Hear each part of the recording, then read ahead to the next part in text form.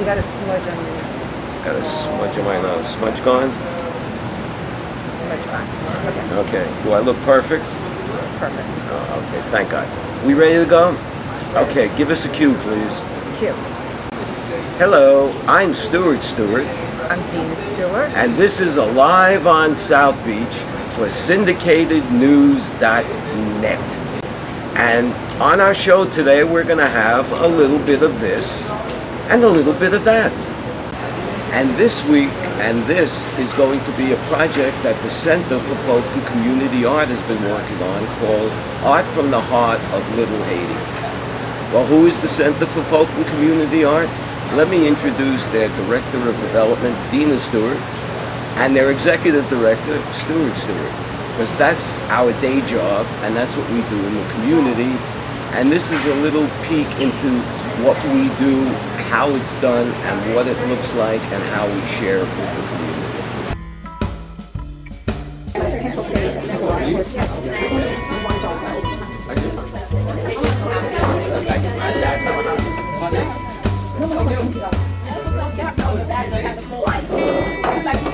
It had been days since the earthquake, and I still hadn't heard from my family.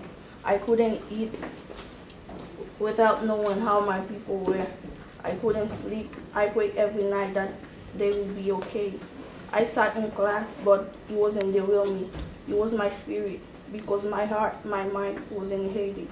As they passed, the pain and the sadness grew more rapidly inside of me. When I finally hear about my family in Haiti, it was to say that my dear cousin died. I didn't want to accept the fact that he died. It was like a part of me was missing, a part that I will never find again.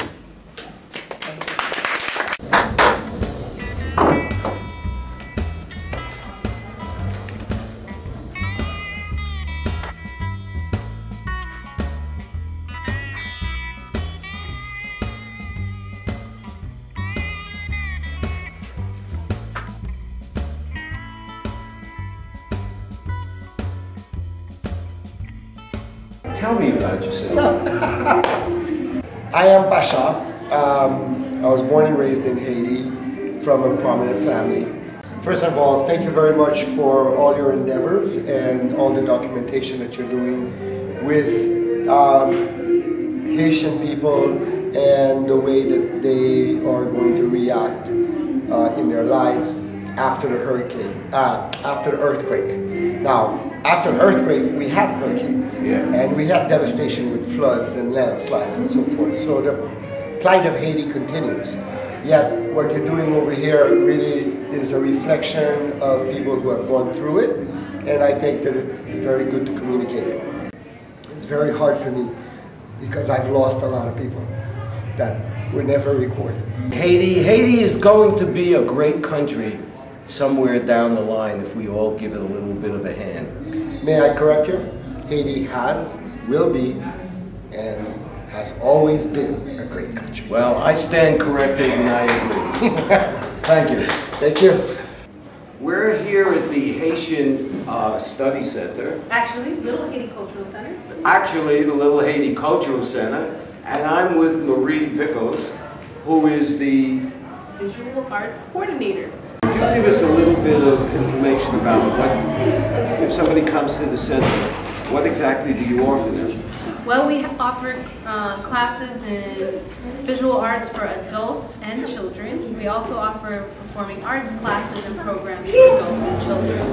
So basically anything in the arts, we have it here. And the center is a beautiful new facility with state-of-the-art classrooms, theaters, and dance rooms. So come on down and prepare to be surprised. And it's open to everybody, even people that don't live in this neighborhood? Definitely. This is a cultural center for South Florida. So come on down and discover this place because it's wonderful. And if you go outside now, there are about 1,000 people dancing and listening to music.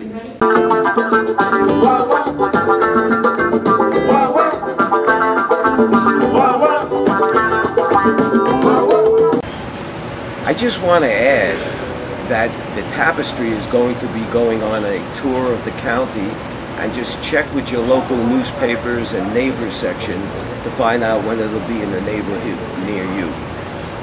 While we were at the Haitian Cultural Center, there were several other activities going on, including a photographic exhibit by the award-winning photographer of the Miami Herald and a really good friend, Carl Juste. And I wanted to talk to him about what he heard and saw and how he felt about Haiti.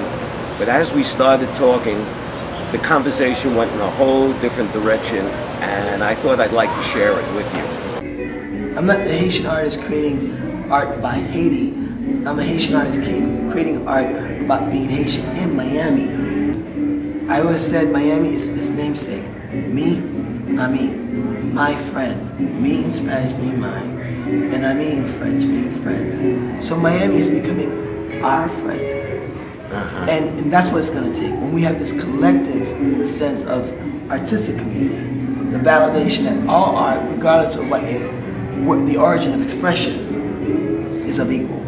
When you're willing to collaborate, and you go cross culture, like Kachow, for instance. I'll give you a perfect example. Okay, being able to embrace the classical music, the Afro-Cuban, and the jazz. Great things become. People come here to rediscover. People come here To rediscover themselves or redefine themselves. May you be a dictator to a common citizen. May you be a politician, a crook who's honest. You come here to have a second chance. What other city gives you a second chance? That's true. That's very true, because one day somebody can have their picture on the front page and be involved in a terrible scandal, and 6 months later he's holding office. And it's only in Miami. Only in Miami. The Miami Beach Chamber of Commerce finally got smart and opened up a brand new welcome center at the Miami Beach Convention Center instead of across the street and about a half a mile away. And this was such a great idea that we decided to drop by for the opening and talk with the director of the center, the Donna Zemo. We are open Monday through Sunday daily, 10 to 4 p.m. But when there are shows in town, we extend our hours.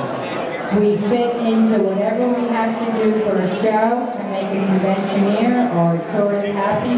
We're here to provide that service for Miami Beach and Greater Miami. This lady sitting next to me is the Donna Zemo.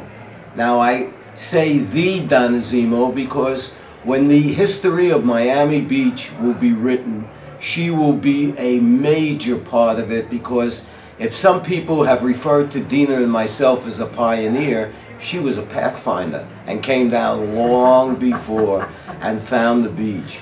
And she has such a passion for this beach that now you are director of the Visit Miami Beach. What's the whole title? Visit Miami Beach. It was formerly known as Miami Beach Visitor Center, and we just switched it over to Visit Miami Beach. Why? Well, we wanted to give it, like Sobe, we wanted to give it a new energy and a new presence, and to change it from a visitor center to visit.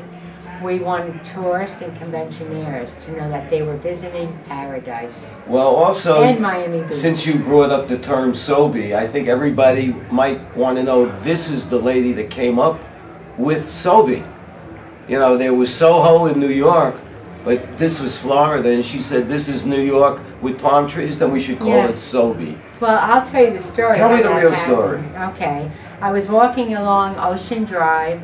I was at the seashore. You know, and I was looking back at all the Art Deco hotels. This is 1982. Back then, when you would say South Beach, you would be considered living in a dangerous spot. Yeah, it was a slum.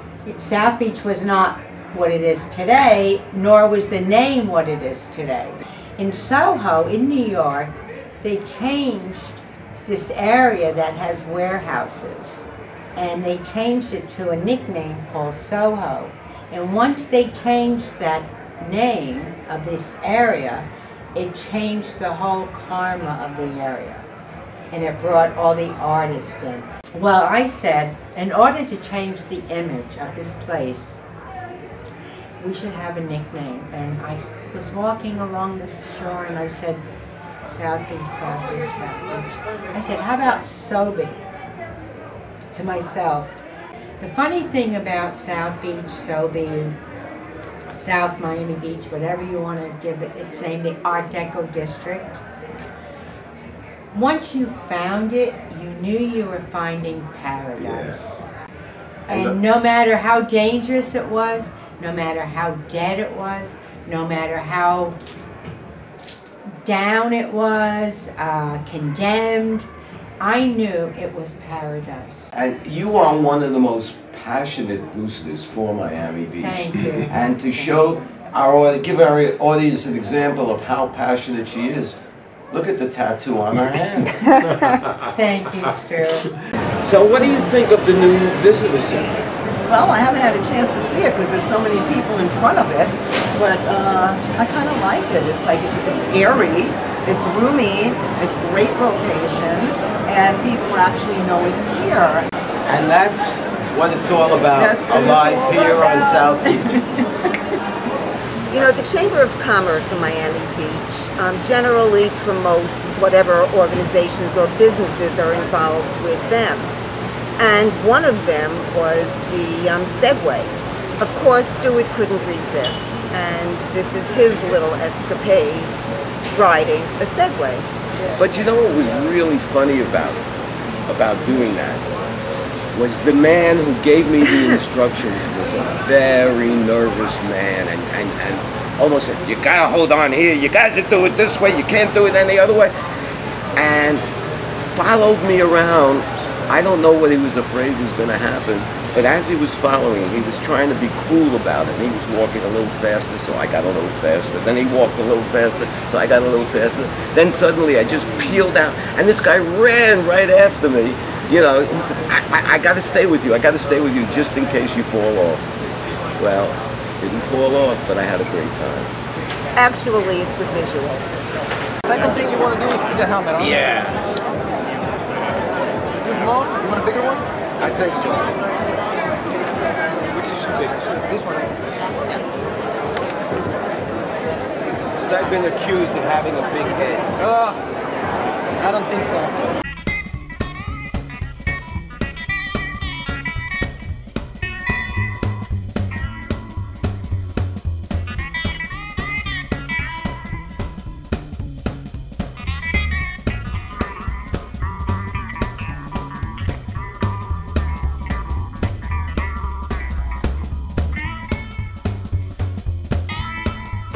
Well, this brings us to the end of episode 12 of Alive on South Beach. I'm Dina Stewart. And I'm Stuart Stewart. And I want to invite you back to watch us next week when we're going to have a brand new show with a little bit of this and a little bit of that. But the one thing I guarantee, it'll be different than the show you're watching this week. So looking forward to seeing you again. Have a great week.